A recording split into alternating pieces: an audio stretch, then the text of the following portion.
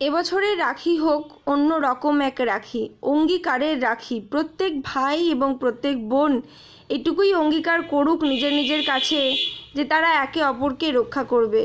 তাই প্রতিদিনকার মতন কাজ তো আমাদের চলতেই থাকবে এবং এগিয়ে যেতেও হবে, আর মনের মধ্যে সেই ইচ্ছাটাও রাখতে হবে যে সুবিচার অবশ্যই আমরা পাবো।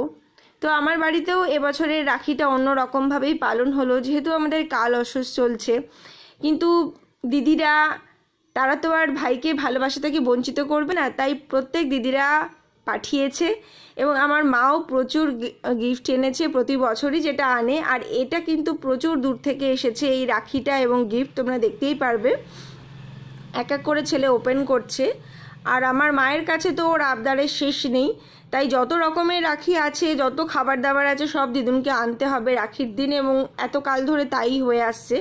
তো এবার সশরীরে রাখি হয়তো কেউ ওকে পরাচ্ছে না, রাখিগুলো সবই ওর কাছেই থাকবে, ও নিজের ইচ্ছা মতন পরে পরে নেবে পূর্ণিমা চলে গেলে, আর খাবার দাবারগুলো তো খেতেই থাকবে।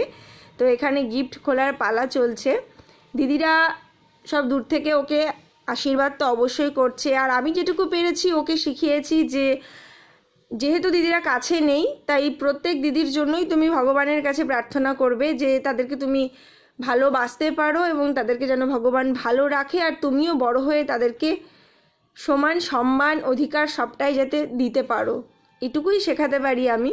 তো পরবর্তীতে কি হবে জানি না। তো আপাতত এই গিফটটা দেখো, ভীষণ সুন্দর একটা গিফট।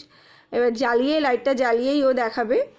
তো এটা ওর কাছে পুরো সারপ্রাইজ ছিল। অন্যান্যবার গিফটও দেখে ফেলে আগে থেকেই, মানে ফোনে যেহেতু আমাকে দেখতে পায় ও যে কী আসছে না আসছে, কিন্তু এটা পুরোই সারপ্রাইজ ছিল ওর কাছে এবার। আর সবার শেষে কিন্তু একদম ছোট্ট একটা বুনু ওকে, যেহেতু রাখি পরাতে পারলো না, কিন্তু দাদাকে খাবারটা সকালবেলার পাঠিয়ে দিয়েছে, লুচি ছোলার ডাল, সেটা পেয়ে তো ভীষণ আনন্দে